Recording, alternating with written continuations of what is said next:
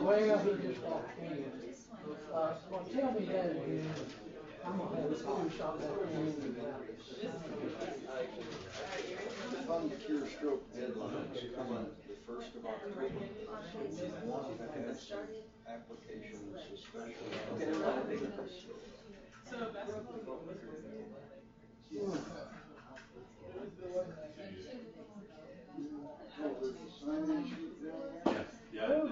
That doesn't look like a sign.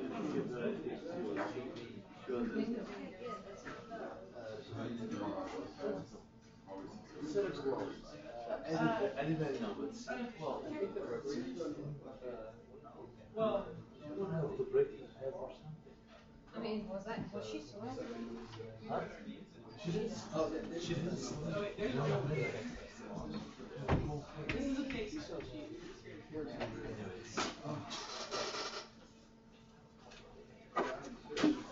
Maybe get the student sheet. I got it. It's over there too. Is this going to code for this? Yeah, it's going to code for this. Record up here. Record your voice. You want to have to go over?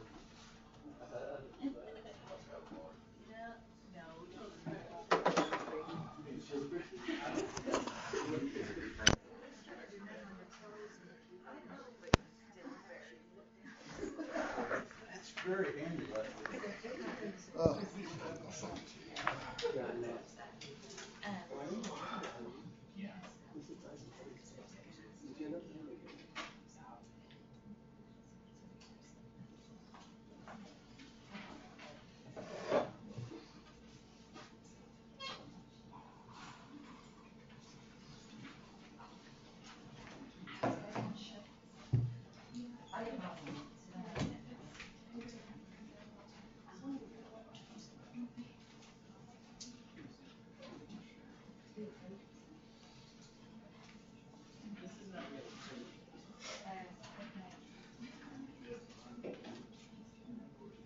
So October the 1st is the deadline then. Yes, sir. Trying to give away money is hard work.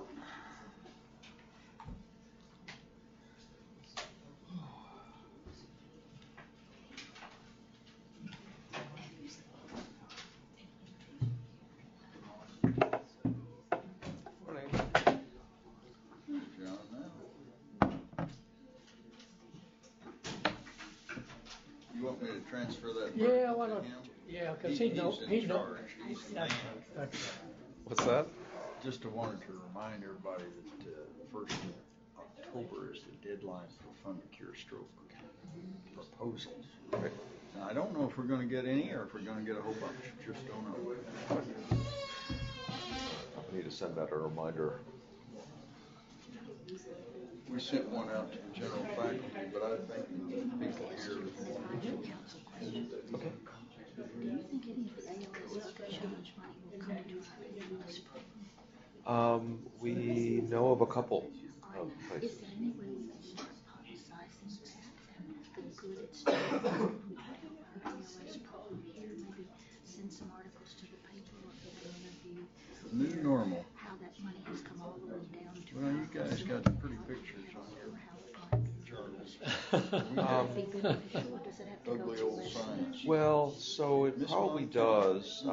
We've gotten I'm going Renee to be at a Rule. meeting with her later. Shall I mention it to her? You're welcome to. Autism yeah. is one of the big No, that's fine.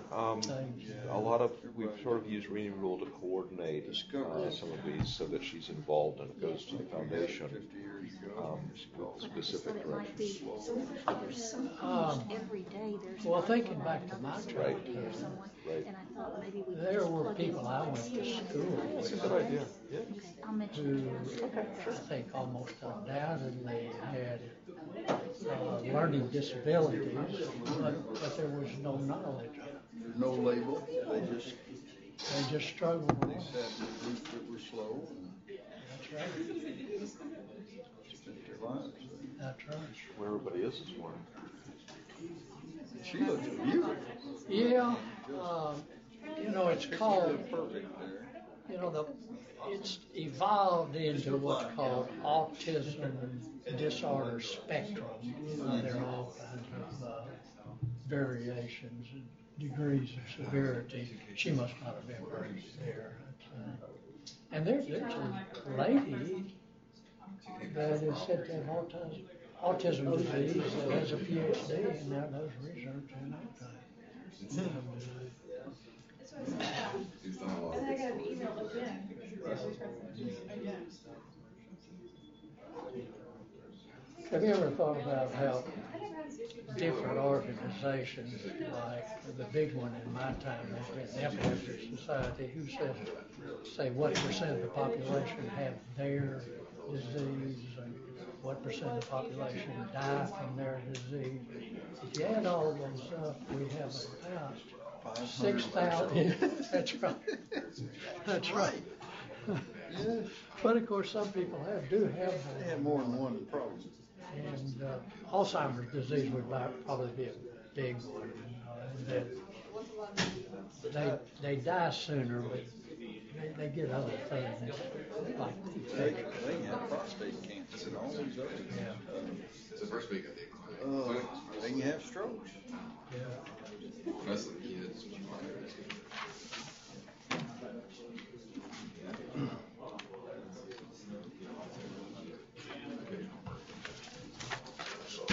Too kind.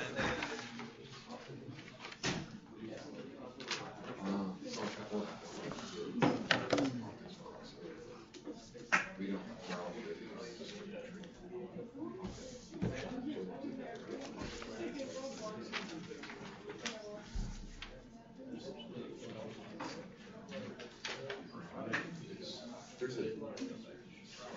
there's a big team.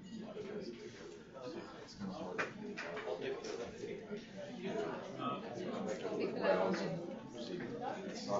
About everyone who has ever felt they didn't belong. Well, that's 100% of everybody. I don't belong in this room. I'm not a neurologist. Oh yeah, you belong. I got the white coat. That's about the only thing you can take it. Well, for sure, stroke expert. Well, we're going to a couple of good stroke meetings the next 5 weeks. They rotate. Try to get some guidance on what to do. It's me. It's basically It's fun to be showing positive findings.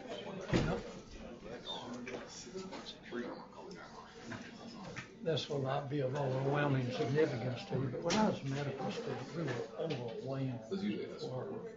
That is the whole. And there were 3 categories of disease, which the general rules were we didn't admit them. And today, they be a high percent of our cases. And those 3 included stroke. We didn't admit stroke. The exception was if we thought it was a primary subarachnoid hemorrhage, we would admit that. Most of all around. We didn't admit chronic renal disease. And we didn't admit non-operative solid tumors. Yeah, let's go ahead and get started. We did a lot better. Good morning, everyone. I'm Zabeen Mahuwala. I'm a 4th-year resident with neurology at the University of Arkansas Medical Science. And I'm going to talk about neuromyelitis optica. The main objectives of this talk will be to review neuromyelitis optica and identify the diagnostic criteria, recognize the unique presentations of the NMO Spectrum Disorder, and discuss the therapeutic approaches. I have no disclosures. So talking briefly about the history of neuromyelitis optica. In 1979, the first case was described by Sir Thomas Albert Clifford, who was a British neurologist. Later on, Eugene Devic, a French neurologist, described about the monophasic illness of bilateral optic neuritis and myelitis in quick succession.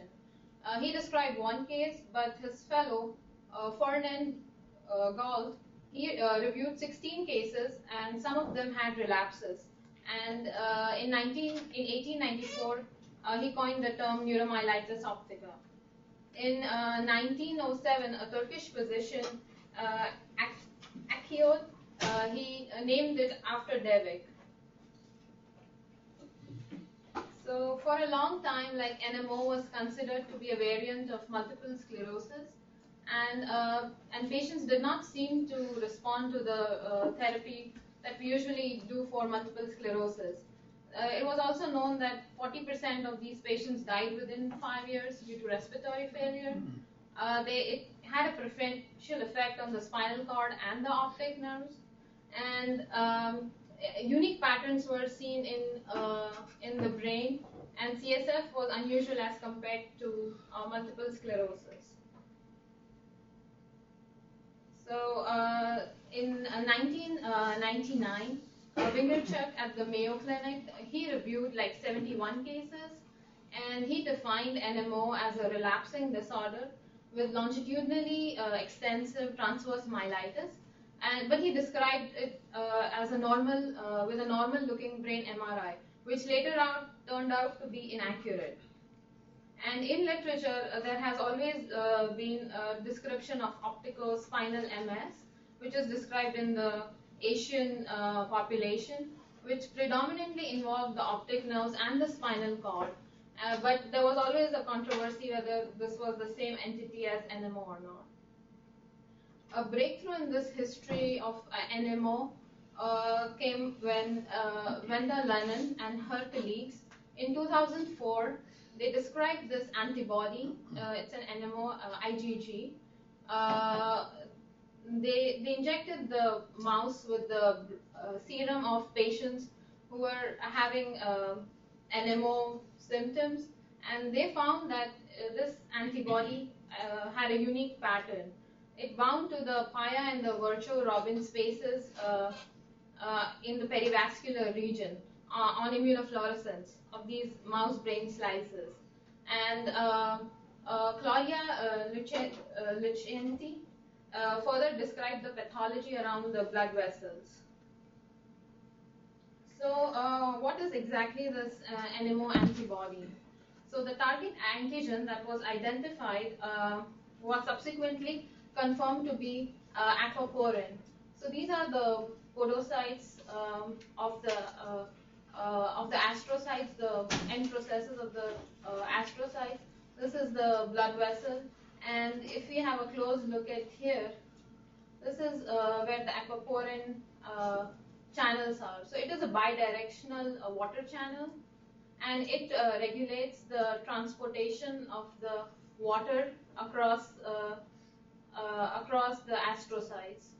Besides, it also plays an important role for the glutamate and the potassium transport.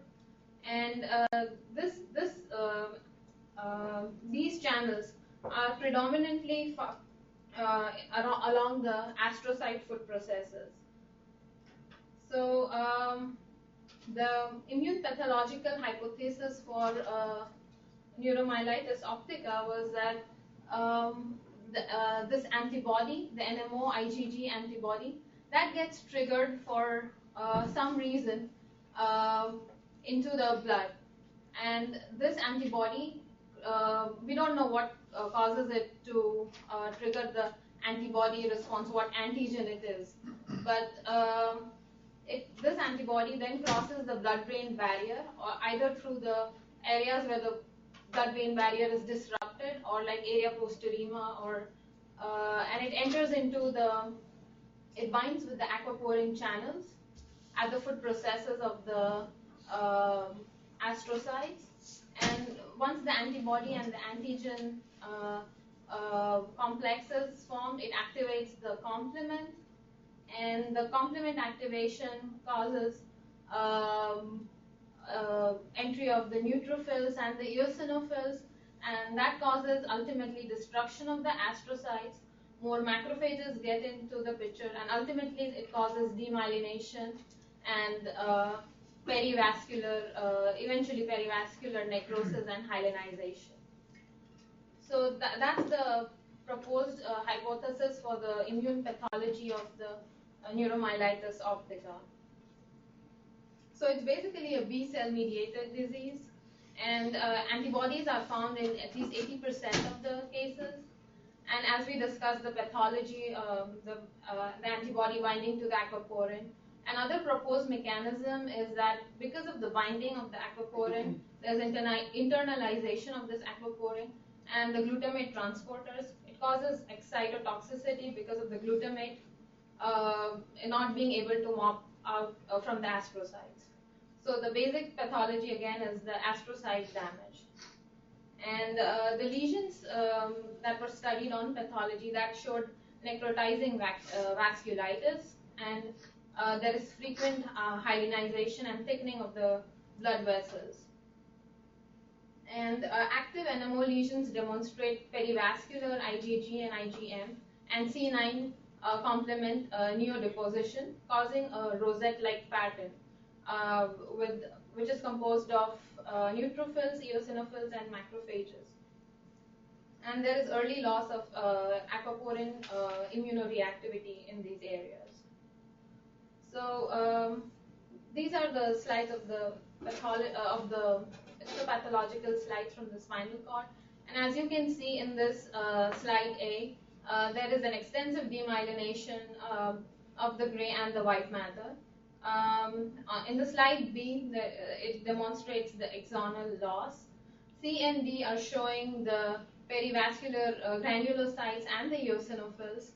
And slide E is showing the rosette formation around the and the rim pattern surrounding the thickened blood vessels. So what is the best antibody assay? So there have been many assays which have evolved over the last 10 years. The first one that was used was immunofluorescence. The latest one that are now being used are the cell-based assays, and most of them have a sensitivity 60 to 80%. The cell-based assays have up to 80%, and they are specific, like more than 90% specificity.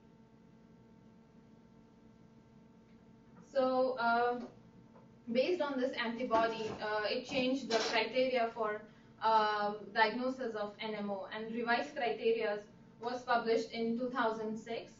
And the criteria for NMO diagnosis is that there is clinical index of myelitis as well as optic neuritis, and additionally 2 out of the 3 criteria, that is spinal cord segments extending more than 3 or more vertebral segments, brain MRI that is not meeting criteria with MS at the onset of the disease, and seropositivity, that is NMO IgG positive status. So any 2 of the 3 of these plus myelitis and optic neuritis is needed for the stamping it as a neuromyelitis optica. So what happens if you have a seropositive antibody but you don't meet all the criteria for the NMO? In those cases, it has been described as an NMO spectrum disorder. So the classic NMO is the one which is satisfying all the criteria. Now, if you are IgG positive but you just have transverse myelitis or optic neuritis, or you just have antibody positivity with brain lesions, or long or transverse myelitis, longitudinally extensive transverse myelitis with autoimmune disease, and Asian optic spinal MS has also been included into this NMO spectrum disorder. So the main clinical features of the NMO spectrum disorder would include positivity of the aquaporin 4 antibody. Along with that, the features that we discussed in the previous slide, plus brainstem manifestations which include intractable hiccups, vomiting, symptomatic narcolepsy, neuroendocrine dysfunction, which may precede optic neuritis or myelitis. Rest has also been described in context of NMO and positivity of the aquaporin 4 antibody, and olfactory dysfunction. So NMO, discussing about the incidence and the prevalence. This is a relatively new disease. Since 2004, we have known about the markers of NMO and the criteria. So there's not much solid data regarding the incidence and prevalence, but from few published papers, the incidence is around 1 to 4 per million per year, and the prevalence ranges from 1 to 4.4 per 100,000 in the Western world. So extrapolating figures to the US population, if we consider the population as 312 million, roughly there'll be like 1,000 new cases per year and 12,000 to 15,000 prevalent cases. And according to one paper at the Mayo Clinic, the estimated amount is like 1 to 2% of the MS clinic patients, and in an Italian study, it was around 1.5% of the MS clinic had either NMO or NMO Spectrum Disorder. So this disease is mainly common among the non-whites, and a minor European contribution to their genetic composition, like Afro-Brazilians, West Indians, Japanese, and East Asians. So the proportion that has been estimated is like 1 to 2% of the whites, 5% African Americans, 23% Brazil, 30% Asians, and more than 90% are Black Africans. Also, with the African American population, it is a very aggressive disease, and optic neuritis usually precedes the transverse myelitis. So, discussing the epidemiology of the disease, usually the onset is the 4th decade of life, 39 years. Male to female ratio is 9:1 in most of the large studies, and some of the studies have also published like at least 3:1, as compared to MS, which is 2:1. The first attack, however, may occur as early as in childhood or very late in elderly people. So 20 to 30% of the cases, the NMO may be preceded by infection or vaccination. And 80 to 90% have a relapsing course, especially the ones which are seropositive. And there are few reports of the influence of pregnancy in NMO, and there were 2 studies which reported that there's an increase in the relapse rate in the first 3 to 6 months postpartum. NMO antibody are absent in like 10 to 20% of the patients with neuromyelitis optica. So discussing the clinical features, as we know that there's optic neuritis and myelitis. So optic neuritis may be unilateral, it may be bilateral, it may precede myelitis, and most of the times it does not happen simultaneously. It more or less occurs in succession. So ocular pain, loss of vision, myelitis can cause paraplegia, sensory loss below the lesion, and bladder dysfunction. If it is cervical myelitis and extending into the brainstem, it can cause nausea, hiccups, acute respiratory failure. Other symptoms which are similar to MS, like Lermit's sign and tonic spasms, are very common. And diencephalic involvement can cause hypothermia, SIADH, and severe hyponatremia. Stupor and encephalopathy are very common with the pediatric population. So this is from one of the studies which was done at the Mayo Clinic, and which they stratified the clinical symptoms in the pediatric population, and optic neuritis was like 53% of the patients. It could be unilateral, bilateral. Transverse myelitis in 22% of the patients, and both of them together in 9%. Other symptoms included vomiting, SIADH, nausea, encephalopathy, and diplopia. So with neuromyelitis optica, it's chronic autoimmune disease because of the being B-cell mediated, It's very common to find other coexisting systemic autoimmunity, which would manifest with thyroid antibodies or antibodies to acetylcholine receptors, celiac disease, SLE, Sjogren's, and non-specific antibodies like ANA and SSA. So these are some of the pictures of the MRI of the spinal cord in neuromyelitis optica. So longitudinally extensive transverse myelitis means at least extending for 3 or more vertebral segments, and at times the lesion could extend into the brainstem. They enhance on gadolinium because of if it's active, and when they are not active, it may appear hypointense or areas of necrosis and cavitation. So, as we know that previously it was said that brain lesions do not happen with NMO, but now we know that it's no more true. The brain lesions do happen with neuromyelitis optica, and their location is very unique. As you can see, these red dots, these are the areas where the aquaporin antibody, the antibody against the aquaporin is very popular. Like they are the sites where aquaporin is very frequently expressed, and around the blood-brain barrier and around the ventricles. And these are the sites where the brain lesions are very common. So in Asia, like 60 to 80% with NMO would have brain abnormalities, and in Europe, 25 to 40%. So these are the images on the brain MRI.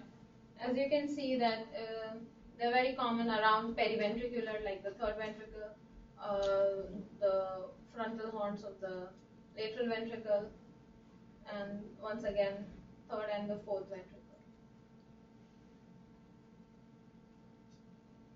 And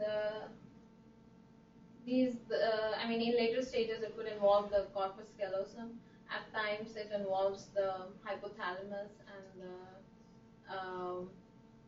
the areas mainly periventricular. And at times, in advanced cases, like it can appear like MS also. So, what does the CSF picture look in neuromyelitis optica? It could be normal.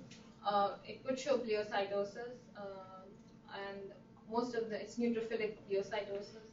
Protein may be as high as 1 gram per deciliter, and 15 to 30% may have oligoclonal bands. But if you retest it, it could be negative. And there are a few papers which are describing soluble IL-6 receptors, which are found in higher proportions in the CSF of NMO patients as compared to MS patients. And this could be useful in differentiating, but I don't think there is a clinical test as yet available to get this into clinical practice. So very often the question is like, will detecting antibodies in CSF be more useful than in the serum, and will it increase the will it improve our findings for detection of this antibody? So the answer is, there's one study which I could find, and this was done by Jairus. And it was published in the Journal of Neuroinflammation 2010. So what they did is that 87 samples from 37 patients with NMO Spectrum Disorder, and they used 42 controls as MS patients, and they tested for aquaporin antibody through a cell-based assay, and 23 paired sera for the CSF and serum samples from aquaporin antibody were further analyzed for IgG synthesis. So 68% of the samples with aquaporin antibody in seropositive patients with NMO spectrum were detectable, but none of the CSF samples from the seronegative patients of NMO spectrum disorder detected in, and none of them were detected in control samples. So what this means is that if you have high antibodies in the serum, you could detect some in the CSF. But if you're seronegative, it won't. The CSF will still remain negative, and so CSF does not give you a high read in detecting the antibodies. And they also did not find a higher IgG index in subsequent sub-analysis. So the other test that we could use for neuromyelitis optica would be like detecting detecting retinal damage by optical coherence tomography. Visual evoked potential, sensory and motor evoked potentials could be used. Since autoimmunity is very common in these patients, we should test for antibodies for connective tissue disorders like ANA, anti-dsDNA, lupus, APLA, ANCA, Sjogren's. Other routine tests like B12 folic acid, urine analysis, and paraneoplastic antibodies like anti-CV2 and anti-HU could be sent. There was a paper recently published which said that those patients who are negative for NMO, there's some research that myelin oligodendrocyte glycoprotein, antibodies to this protein could be present in the subset of patients who are seronegative. So the most important differential for NMO is multiple sclerosis. And as we have discussed it in the previous slides, NMO, I'll just briefly go through the differences. Multiple sclerosis has McDonald's criteria, dissemination in space and time, and neuromyelitis optica, as we discussed, transverse myelitis, optic neuritis, and at least 2 of the 3, either seropositivity, longitudinally extensive myelitis, or brain MRI, which is not consistent with MS. As you can see, that multiple sclerosis is a relapsing and remitting disorder, but neuromyelitis optica is 80 to 90% times relapsing, and onset is always with relapse. So the median age is 29 years for multiple sclerosis, while in neuromyelitis optica it is 39. Female is to male ratio is 2:1 in multiple sclerosis, while in neuromyelitis optica it's 9:1, so it's much more common in females. And secondary progressive form is rare in neuromyelitis optica. The brain lesions, as we discussed earlier, they're periventricular in the MS population, and in the neuromyelitis optica it would have different patterns. Spinal cord involvement in MS is short segments, while in NMO it has to have more than 3 vertebral segments. And CSF in NMO has more pleocytosis with neutrophilic and mononuclear cell predominance. And oligoclonal bands are more common with multiple sclerosis. It can be found in 15 to 30% with NMO, but subsequent testing would come out to be negative. And the pathophysiology of both these diseases is completely different.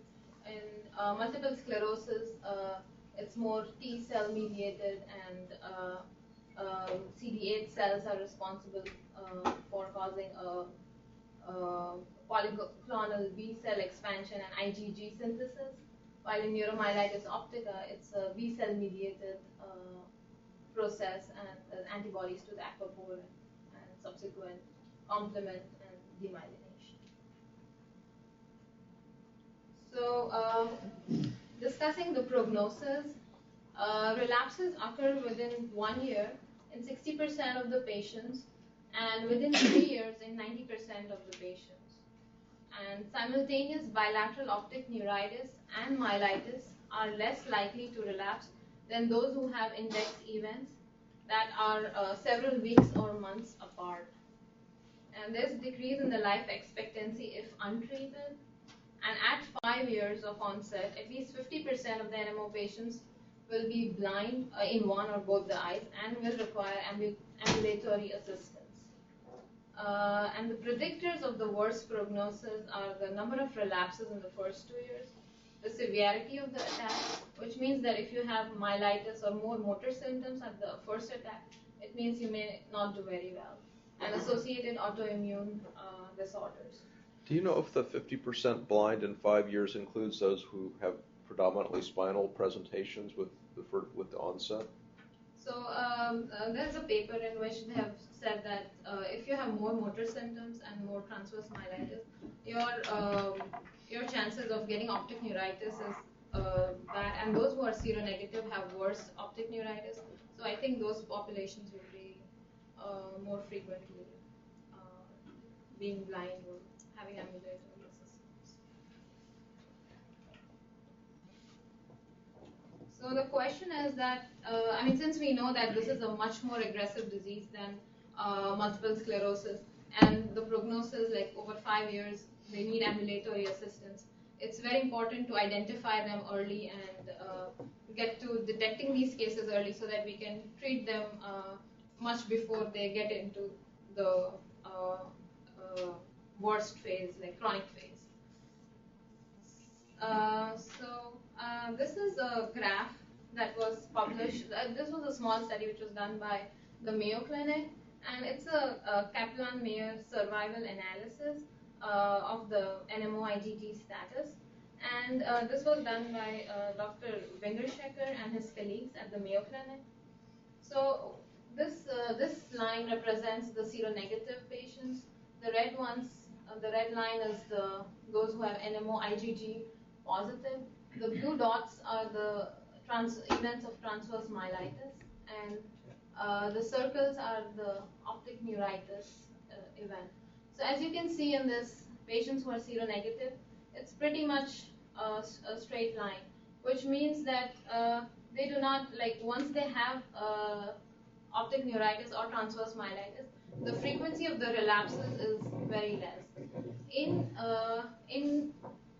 If you compare those patients who have IgG, who have NMO IG positivity, even a single episode of longitudinally extensive transverse myelitis was found to be positive for, and they were found to be positive for NMO IgG. 56% had a second event of optic neuritis or a further episode of longitudinally extensive transverse myelitis. So this means that having IgG positive status needs more aggressive management and quicker treatment so as to prevent further relapses. And this was another study where they measured the NMO IgG, based on the seropositivity and seronegativity. Patients were divided into those who had optic neuritis and their chances of developing a second episode of optic neuritis or an episode of transverse myelitis.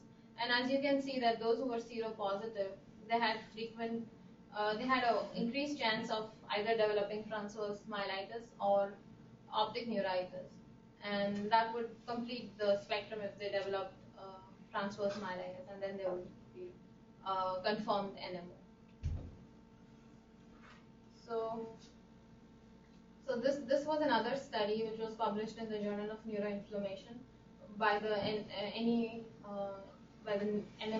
NMO's group, and it was a study done on 75 Caucasian. It's a retrospective study, and 75 Caucasian patients with NMO Spectrum Disorder and known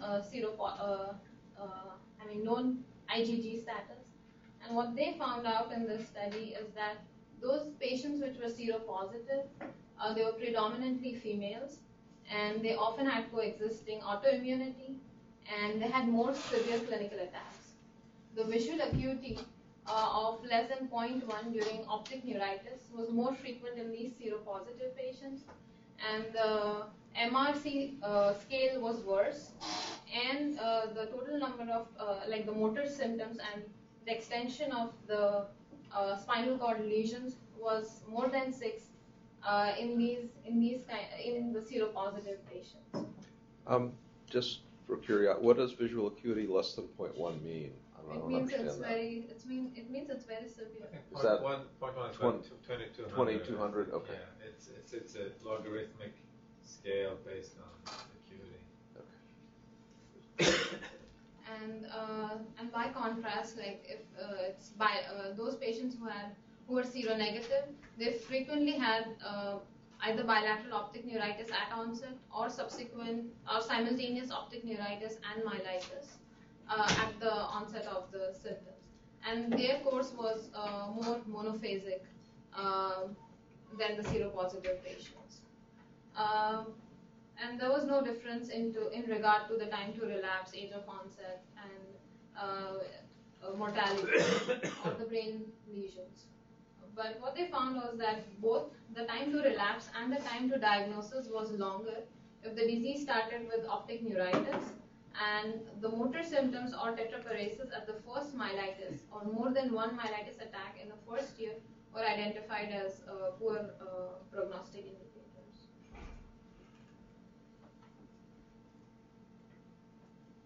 So this slide once again is describing the NMO spectrum, which all the symptoms of patients with IgG, aquaporin Ig antibody positive. And the question is that in which kind of patient should you select you should choose to order for an NMO antibody. So you can those patients who have like the full spectrum, in those patients obviously will be ordering the NMO like NMO IgG status. That those are easy ones on whom you can order. But those patients who just have like long spinal cord lesions without history of optic neuritis, or those who have multiple recurrent optic neuritis, in these patients, if you get an NMO IgG, the chances that it will be positive will be 30 to 40%. And those who have just single episodes of optic neuritis and short spinal segments, in these patients, like 50 to 20% of these patients could be positive. And in these patients, if it is positive, then it will be kind of helpful to predict how it's going to progress and whether they're going to have further attacks of transverse myelitis or optic neuritis. So these are the ones in which you should consider. The green ones are the ones in which you should consider ordering the NMO IgG. So this brings us to the therapeutic strategies of neuromyelitis optica. First is management of the acute relapse. Second would be prevention of the relapse, symptomatic management, and rehabilitation. So for the acute relapses, usually we use steroids, high-dose steroids, 1 gram per day for 5 days, with or without an oral steroid taper. If they are steroid resistant or if the attack is severe, then you may extrapolate the need for plasma exchange. It would be usually 3 to 7 cycles in event of a severe relapse. And plasma exchange, therapeutic plasma exchange, is effective in both seropositive as well as seronegative NMO. And in a retrospective review of 10 patients, they were treated with IVIG for acute relapses because of lack of response to steroids or therapeutic plasma exchange. There was improvement in 50% of the patients, but it's not what we do more commonly. The first lines are steroids and plasma exchange. And then supportive management. So prevention of relapses is the key for treatment of neuromyelitis optica, and we need immunosuppressants rather than immunomodulators. The choice of drug could be oral or IV depending on the risk-benefit analysis. And long-term treatment, like 5 years for NMO, are sparse, and most of these are like retrospective studies, and most of them are done for azathioprine and rituximab. So most of these studies meet like class 3 or class 4 evidence. And in absence of, treatment success is like when you have no relapses in 2 years, that would be considered as treatment success. Those who are seropositive, it is recommended that at least treat them for 5 years with immunosuppression. And the NMO IgG antibody cannot quantitate the magnitude of the disease, and it has no correlation to the remission. So the proposed treatment strategy for both NMO positive as well as NMO spectrum disorder is similar. And the seronegative patients, they follow a more monophasic course, so it may be justified to taper their immunosuppression 2 or 3 years based on how they're doing. So these are various medications which have over the years evolved in the therapy of NMO. Azathioprine, methotrexate were used previously. Now, since 2005, rituximab and studies, more studies of rituximab are available. And more recently, eculizumab and hematopoietic stem cell transplant. These studies are still in progress. And this is a slide this was published in Advances in Neurological Disorders in 2011, and it just gives a comparison of the 4 main drugs that are used for neuromyelitis optica. It's mitoxantrone, rituximab, azathioprine, and mycophenolate mofetil. And the numbers are small because all these are retrospective observation. Most of them are observational studies. And as you can see here, the EDSS with mitoxantrone decreased from 4.4 to 2.5. The relapse rate was like 2.4 to 0.4. What's important is that in rituximab, the relapse rate was 0, and so was it in azathioprine. So azathioprine and rituximab for now are the first-line agents in treatment of neuromyelitis optica. So this is a flow chart. So usually azathioprine or rituximab is the first-line therapy. IVIG may be used in those patients in whom immunosuppression is contraindicated, like children. Once you've tried the first line, we may go to the second line, like mycophenolate mofetil, methotrexate. I'm not sure if mitoxantrone is approved in the United States. And the third line could be tocilizumab or a combination of the second lines. So those doses of rituximab seem more frequent than I usually think about it. I usually think about monthly doses, and they're talking about weekly to every 2 weeks. So there are 2 types of doses with rituximab. I think like 375 per meter square for 4 weeks, or more commonly, which I've seen in most of the studies, is like 1000 milligram into 2 doses weekly, 2 infusions. So rituximab, discussing about rituximab, which is now more commonly used. It's a monoclonal antibody against the CD20 antigen, and which is an epitope on the B cell lineage, but it's absent on the plasma cells.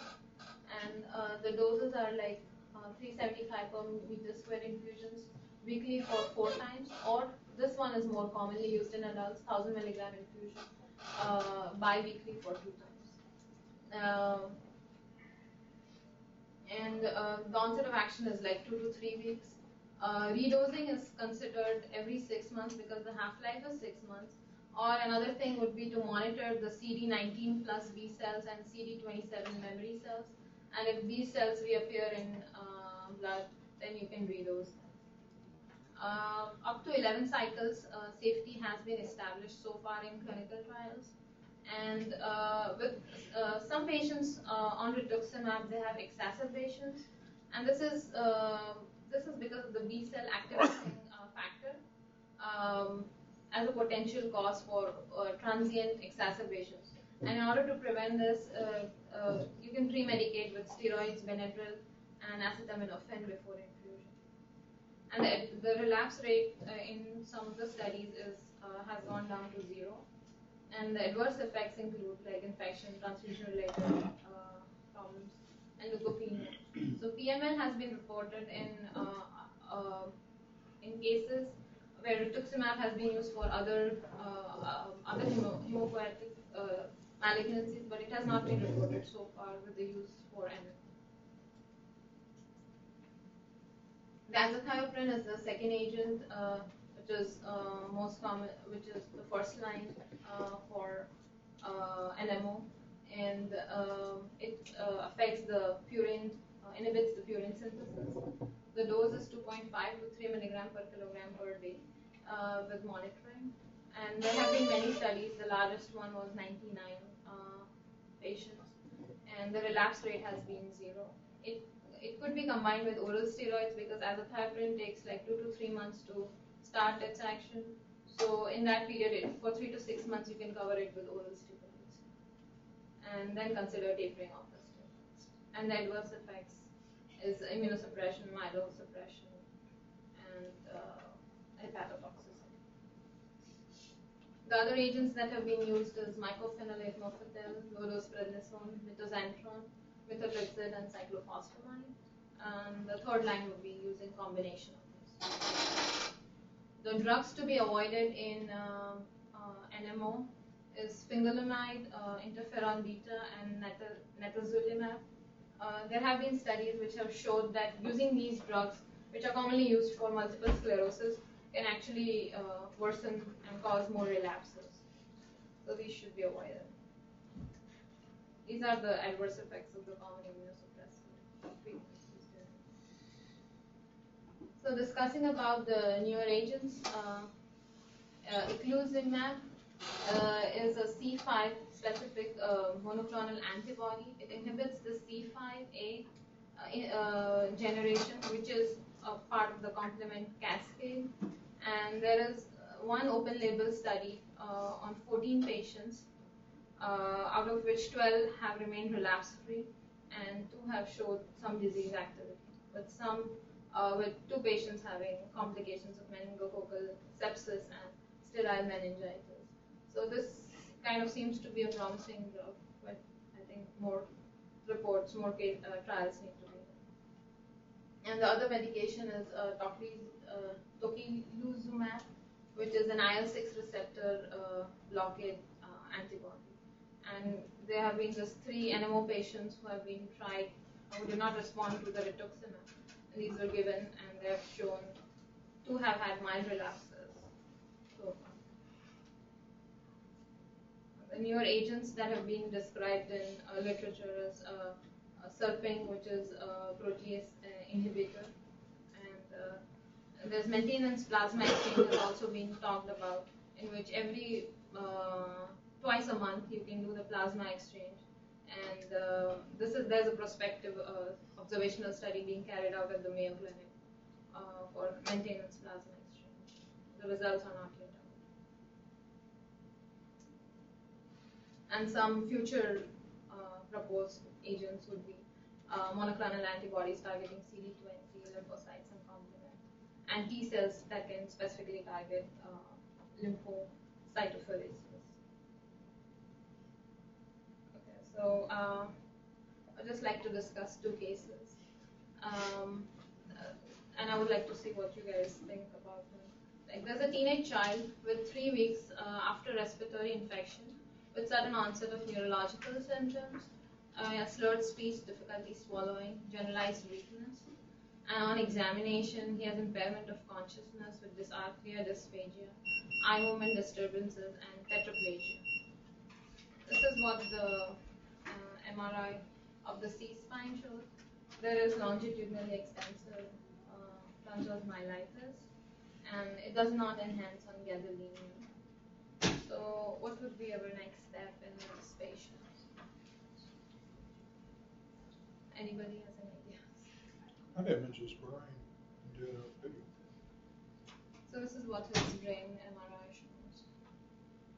And so these lesions are, as you can see, that the basal ganglia, where the pons is involved. where some basal ganglia is involved, and many scattered lesions all around, but not consistent with like NMO kind of thing. This is very classic for ADEM, and it's very common in children. So usually, like the brain is involved in 30% of the patient. Brain is involved in ADEM cases, and 30% have spinal involvement. And you will most likely you'll not see a gadolinium enhancement in them. And what's different from MS is that it's involving the pons as a whole and basal ganglia.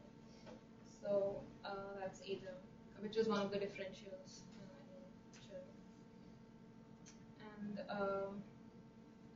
it's very so just some key facts about ADEM. It's very common to have it after viral infection or vaccination, and 75% there is clear infectious event or vaccination history. It's monophasic, and in 10% it may be multiphasic. It's seen in young children, and some 50% have anti-MOG test positive, which may support the diagnosis. So case 2 is a 31-year-old male with a headache and voiding disturbances, urinary retention, and a sensory level C3. And CSF analysis shows 120 cells and higher protein level. And this is what the MRI of the spine shows. There's no gadolinium enhancement, but it's longitudinally extensive transverse myelitis. So what do we think we should do in this patient? Should we order for an NMO, ITG? How old would you say he was? Yeah, 31. Yeah. Yes. He doesn't have a history of optic neuritis. He doesn't have a history of optic neuritis. You don't have to.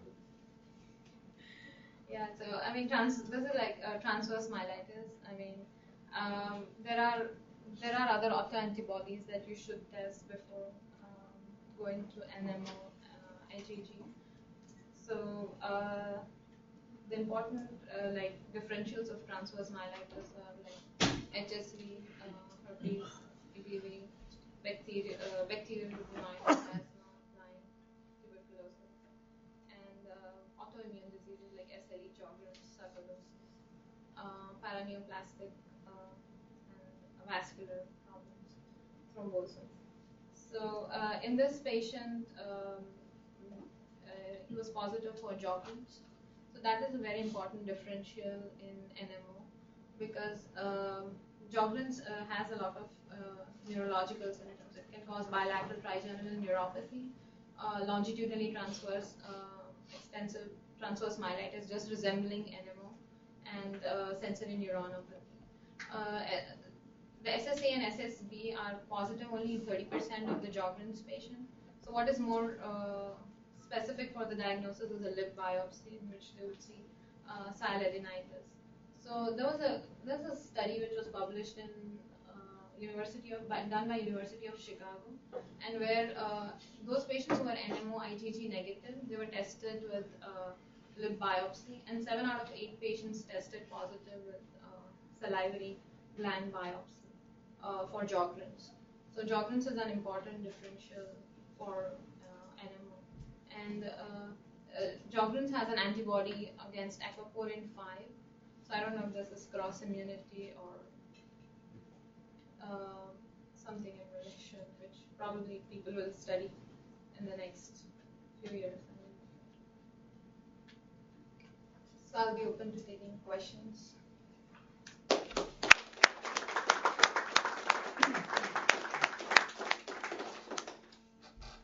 Is rituximab approved for NMO? Is rituximab approved by the FDA for NMO? I don't think so.